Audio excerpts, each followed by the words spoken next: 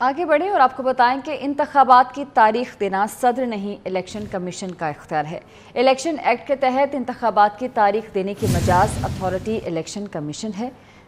सदर आरिफ अलवी को वजारत कानून का जवाबी खत, कहा कि कौमी असम्बली वज़ीर आज़म की सिफारिश पर तहलील हुई। सदर असम्बलियाँ तहलील करते तो उनके पास इलेक्शन की तारीख देने का इख्तियार था। सदर की दलील मान भी ली जाए तो वो सिर्फ कौमी असम्बली के इलेक्शन की तारीख दे सकते हैं।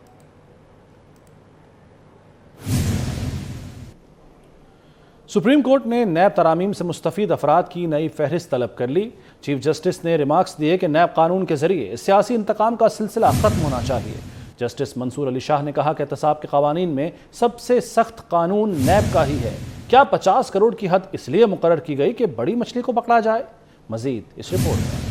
चीफ जस्टिस की सरबराही में 3 रुकनी खुसूसी बेंच ने नैब तरामीम के खिलाफ दरख्वास्त पर समाअत की। बात एक बार फिर गुड टू सी यू से शुरू हुई। अटॉर्नी जनरल ने रोस्टम संभाला तो चीफ जस्टिस ने मुस्कुराते हुए कहा good to see you. Attorney general बोले, अखबार में अदालत के ऑब्जर्वेशंस पढ़ी, ये नहीं कहा था कि supreme court practice and procedure act में सुकम है। चीफ जस्टिस ने कहा, नैब तरामीम केस को जल्द मुकम्मल करना चाहते हैं। अदालत अटॉर्नी जनरल की वजाहत कबूल करती है और अदालत आपका एहतराम करती है। चीफ जस्टिस उमर अता बंदियाल ने कहा, नैब कानून से कुछ जराइम को निकाला गया, कुछ जराइम की सजाएं सख्त की गयी। ये भी देखें कि तरामीम के बाद नैब कानून का इतलाक माजी से कैसे कर दिया गया। जस्टिस मंसूर अली शाह ने रिमार्क्स दिए, एहतसाब के कवानीन में सबसे सख्त कानून नैब का ही है। क्या 50 करोड़ की हद इसलिए मुकर्रर की गई कि बड़ी मछली को पकड़ा जाए? क्या 50 करोड़ से कम की करप्शन करने वालों की इज्जत अफजाई की जा रही है? चीफ जस्टिस ने कहा, नैब ट्रायल की गिरफ्तार बहुत कम होती है। इंक्वायरी सतह पर गिरफ्तारी की तरमीम नैब की गिरफ्त सियासतदानों के गिर्द तंग करने के लिए की गई। जस्टिस मंसूर अली शाह ने कहा कि कोई एक शहरी भी दरख्वास्त लेकर नहीं आया, न ही कोई सियासी जमात आई। नैब तरामीम को किसी शहरी ने चैलेंज नहीं किया। शहरियों के बुनियादी हुकूक मुतासिर होने के सवाल का आज तक जवाब नहीं दिया गया। हम इस दरख्वास्त पर क्यों इतना वक्त जाया कर रहे हैं? चीफ जस्टिस ने मजीद कहा कि अवाम को लेवल प्लेइंग फील्ड मिलनी चाहिए, न कि बाअसर अफराद की वजह से अवाम मुश्किलात का सामना करें। क्या नैब तरामीम अवामी मफाद का तहफ़्फ़ुज़ कर रही है? अवामी पैसे को करप्शन की नजर तो नहीं किया जा सकता। जस्टिस मंसूर अली शाह ने कहा कि नैब तरामीम को नई पार्लियामेंट के लिए क्यों नहीं छोड़ा जा सकता? सुप्रीम कोर्ट को पार्लियामेंट की कानून साजी में नहीं पड़ना चाहिए। चीफ जस्टिस बोले, नैब तरामीम में ऐसा तो कुछ बुरा था कि जिसने इस अदालत के दरवाजे खोले। अदालत ने केस की समाअत जुमेरात तक मुलतवी कर दी। बानी पीटीआई को 24 रोज में रिलीफ दिया गया। गुड टू सी यू और लाडलाइज्म की कोई मिसाल नहीं मिलती। लाडले की 25 रोज में ही चीखें निकल गईं। दूध, शहद और बिरयानी मांगी जा रही है। शर्जील मेमन के वार, कहा लाडले के लिए वीवीआईपी इंसाफ काबिल कबूल नहीं। गुड टू सी यू और लाडलाइज्म जो है उसकी कोई और मिसाल नहीं मिलती जो लाडलाइज्म की मिसाल इन 25 दिनों में हुआ। और 25 दिनों में आपने देखा कि चीखें निकल गई कि चरगे चाहिए, बिरयानियाँ चाहिए, दूध के गिलास चाहिए, पता फरमाइशी लिस्टें आ गई सारी कि जी ये भी खान साहब खाते हैं, ये भी खान साहब खाते हैं, ये भी खान साहब खाते हैं। उस पार्टी की पूरी लीडरशिप और बाकी पार्टियों को जेलों में डाला गया। सजाएं नहीं हुई थी, सिर्फ इंक्वायरी और इन्वेस्टिगेशनों में जेलों में डाला गया। सितंबर को सितमगर बनाने की तैयारी। पेट्रोल की ट्रिपल सेंचुरी का खदशा। पेट्रोल 9 रुपये और डीजल की कीमत 16 रुपये लीटर तक बढ़ने का इम्कान है। मट्टी का तेल 13 रुपये लीटर तक महंगा करने की तजवीज़ दी गई है। रिफाइनरी हुक्काम के मुताबिक 2 हफ्ते में डॉलर की कदर में ₹1.51 का गैर मामूली इजाफा हुआ है और आलमी मंडी में भी खाम तेल की कीमत $85 फी बैरल से बढ़ चुकी है। इसीलिए पेट्रोलियम मसनूआत की कीमतों में एक बार फिर नुमायां इजाफे का इम्कान है।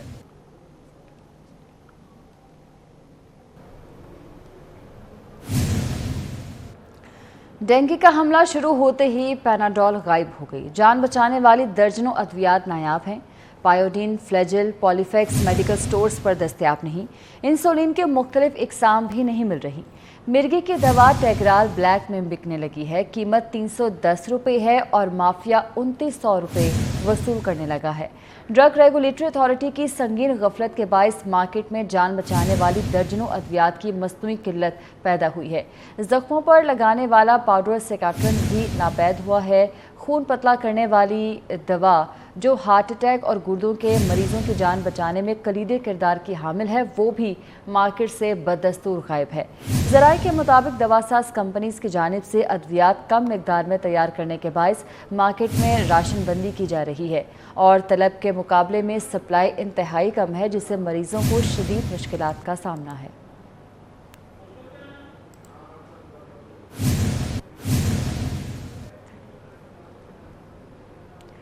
سعودی ولی عہد محمد بن سلمان کا ستمبر میں دورہ پاکستان کا امکان ہے۔ ذرائع کے مطابق محمد بن سلمان کا ستمبر کے دوسرے ہفتے میں پاکستان کے مختصر دورے کا امکان ہے۔ سعودی ولی عہد کا ممکنہ دورہ پاکستان 4 سے 6 گھنٹوں کا ہوگا۔ ملاقاتوں میں دفاعی تعلقات کے فروغ، مشترکہ دفاعی مشقوں پر بات چیت ہوگی۔ سعودی عرب کی جانب سے پاکستان میں آئل ریفائنری کے قیام پر بھی بات ہوگی۔ سعودی ولی عہد پہلے مرحلے میں پاکستان اور دوسرے میں بھارت جائیں گے۔ محمد بن سلمان 18ویں G20 سربراہ اجلاس کے بعد بھارت پہنچیں گے، تو ستمبر میں دورہ کرنا ہے سعودی ولی عہد محمد بن سلمان نے پاکستان کا۔ اس کا امکان ظاہر کیا جا رہا ہے اور یہ ذرائع یہ بھی بتاتے ہیں کہ ستمبر کے دوسرے ہفتے میں محمد بن سلمان پاکستان کے مختصر دورے پر آ سکتے ہیں۔ اس دورے کا دورانیہ 4 سے 6 گھنٹوں کا ہوگا۔ ملاقاتوں میں دفاعی تعلقات کے فروغ پر بات چیت ہوگی، مشترکہ دفاعی مشقوں پر بھی گفتگو کی جائے گی۔ سعودی عرب کی جانب سے پاکستان میں آئل ریفائنری کے قیام پر بھی بات ہوگی۔ ذرائع کا بتانا ہے کہ سعودی ولی عہد پہلے مرحلے میں پاکستان اور دوسرے میں بھارت جائیں گے۔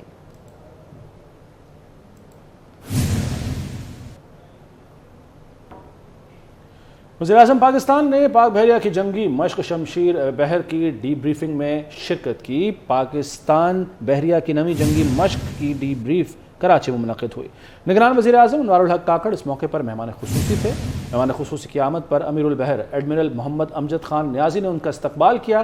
وزیر اعظم نے قومی دفاعی پالیسی کے مطابق عسکری حکمت عملی کی توثیق کے لیے جنگی مشقوں کی اہمیت پر زور دیا۔ انہوں نے فورس کمانڈرز کے مشق کے سلسلے میں تجزیے کی تعریف کی، جو پاکستان کی میری ٹائم سیکیورٹی اور سمندری دفاع کو مضبوط بنانے میں مدد فراہم کرے گا۔ انہوں نے سی پیک اور گوادر پورٹ کی سیکیورٹی کو یقینی بنانے میں پاک بحریہ کی بڑھتی ہوئی ذمہ داریوں پر بھی روشنی ڈالی۔ وزیر اعظم نے تمام خطرات اور چیلنجز سے نمٹنے کے لیے پاک بحریہ کی کاوشوں پر مکمل اعتماد کا اظہار کیا اور بحری دفاعی صلاحیتوں میں اضافے کے لیے تمام دستیاب وسائل فراہم کرنے کے لیے حکومت کے عزم کا اعادہ کیا۔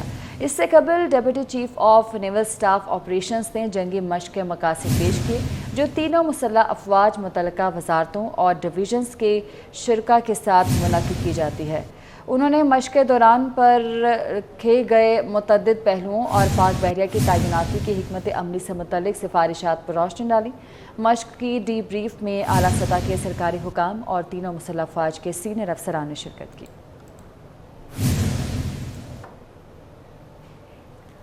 Chairman joint chiefs of staff committee general Sahir Shamshad Mirza کا تاجکستان کا دورہ، جنرل ساحر شمشاد کی تاجک صدر سے ملاقات۔ دورے کے دوران جنرل ساحر شمشاد مرزا کی دیگر حکومتی اور فوجی حکام سے بھی ملاقاتیں ہوئیں۔ ملاقاتوں میں باہمی دلچسپی کے امور پر بات چیت کی گئی۔